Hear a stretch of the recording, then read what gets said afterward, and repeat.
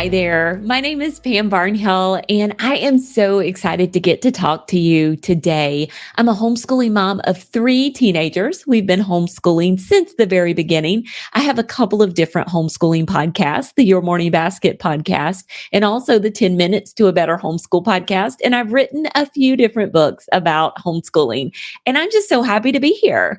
So, we're going to talk today about a problem that a lot of homeschooling moms and dads have. And it's the fact that we often have more kids than we have time. And if you only have one child, don't feel like you're excluded from this because even with one child, it still feels like you have more kids than you have time. So I have a couple of little hacks for you today to help you when you are homeschooling more than one child and you find yourself, how am I going to get all of this done? How am I going to get everything taught that I need to teach to these children in a timely fashion? So let's talk just a little bit about what a typical homeschool schedule might look like. So often when we are really excited about laying out our homeschool year, we make a schedule that kind of looks like this. We have math going every day of the week and language arts some days and handwriting. And then we kind of alternate history and science because we realize that we can't do everything every day.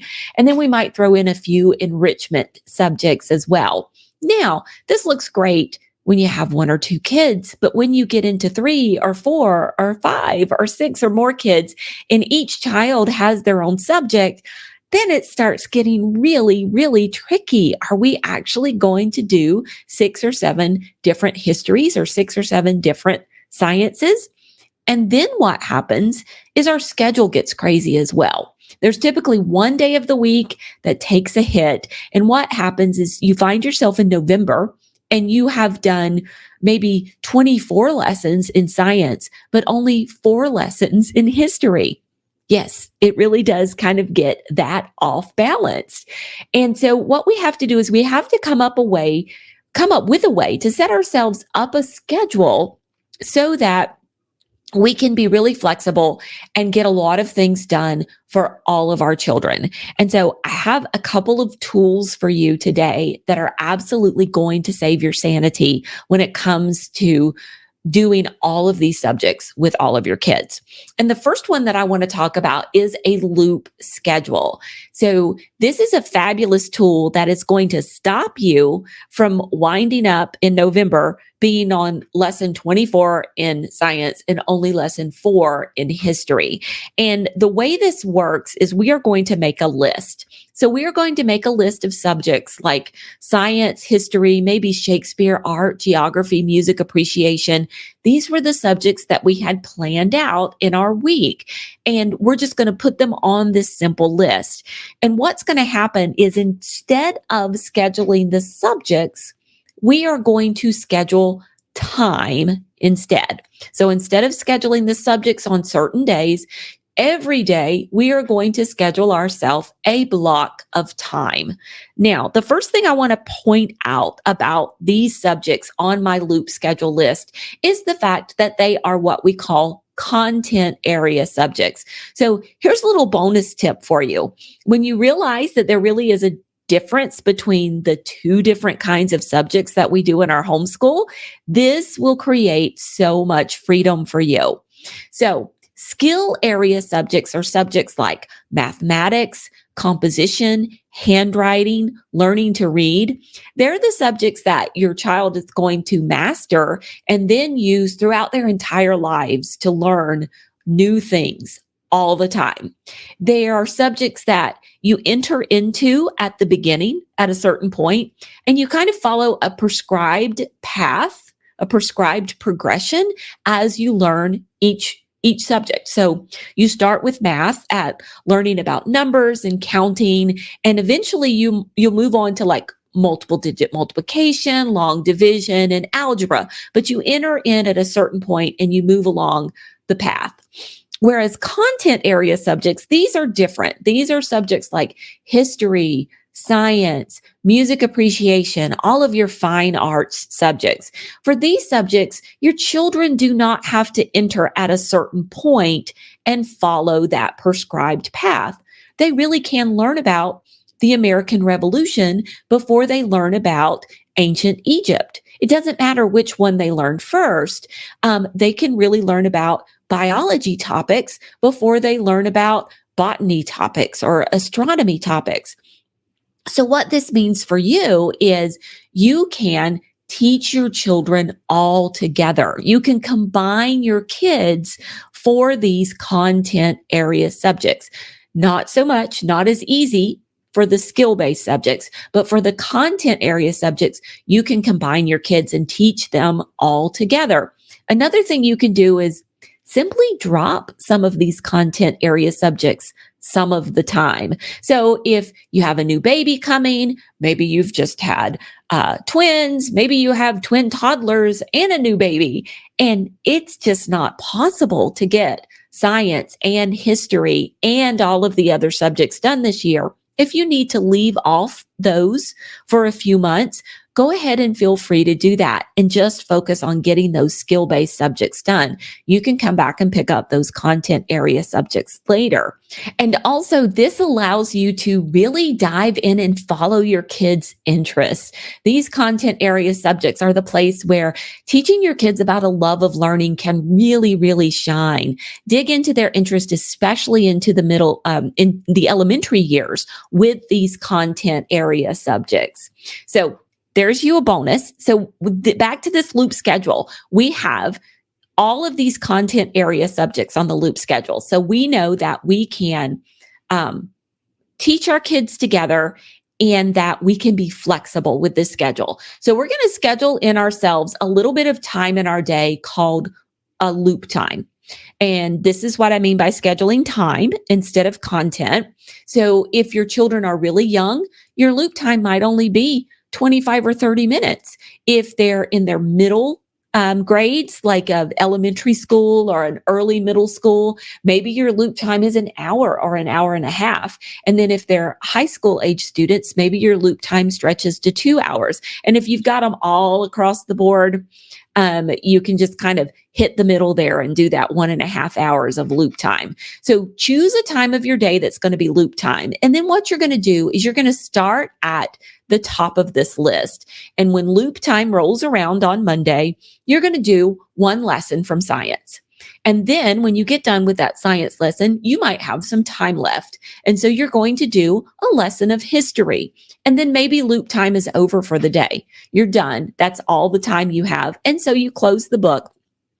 And then Tuesday, when you pick up, and it's loop time again, you start with Shakespeare.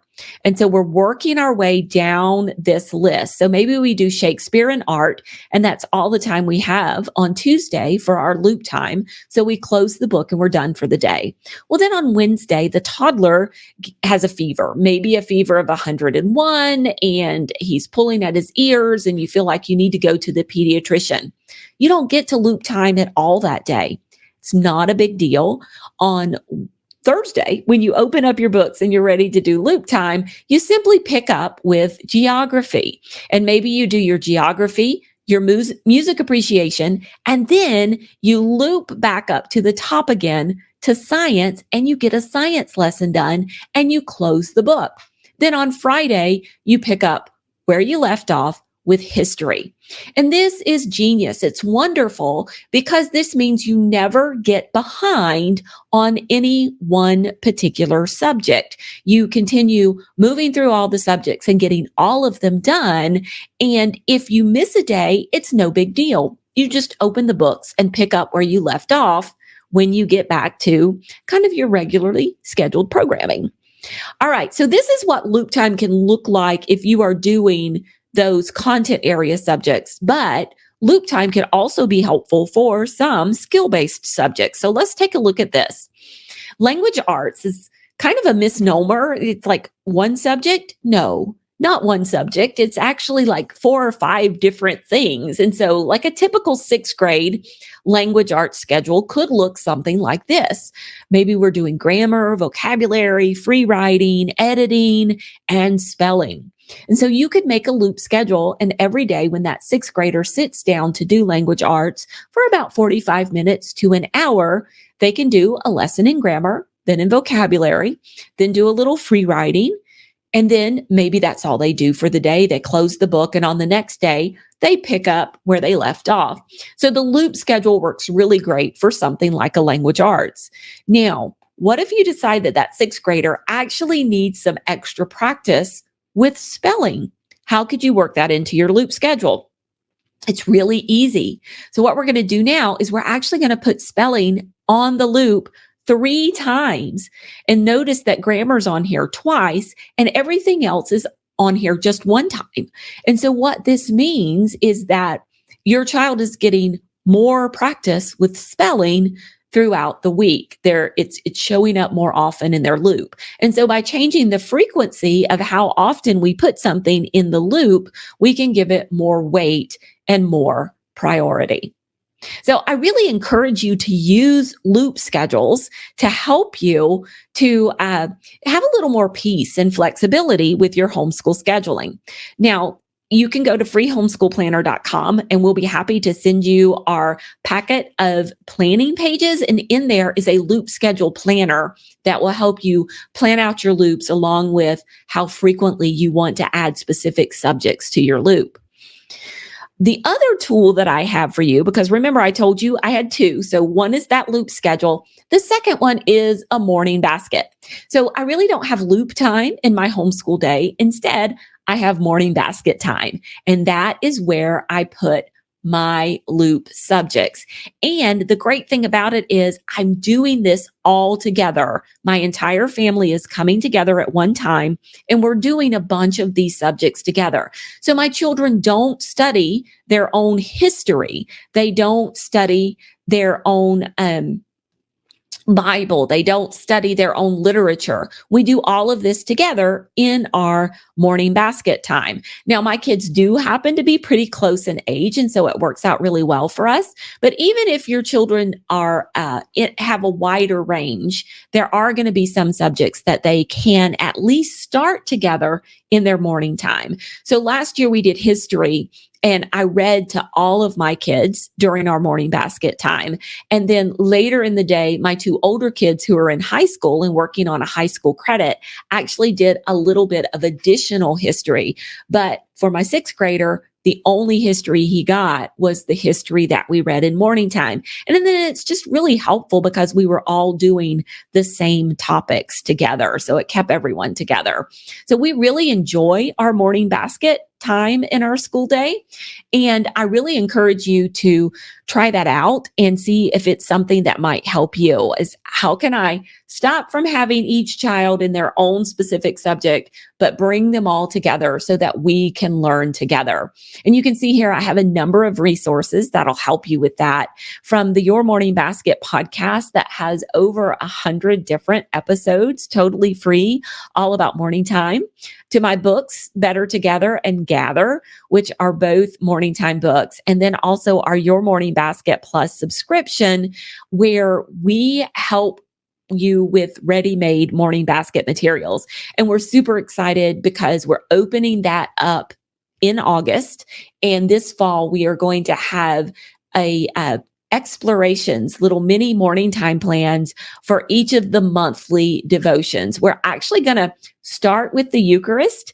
And I know that's not the monthly devotion for August, but we're actually going to start with the Eucharist because of the Eucharist revival. But then we're going to follow all the monthly devotions all the way around the year and have morning time plans that go with those. So do come over to pambarnhill.com and check out that and all of our other morning basket resources.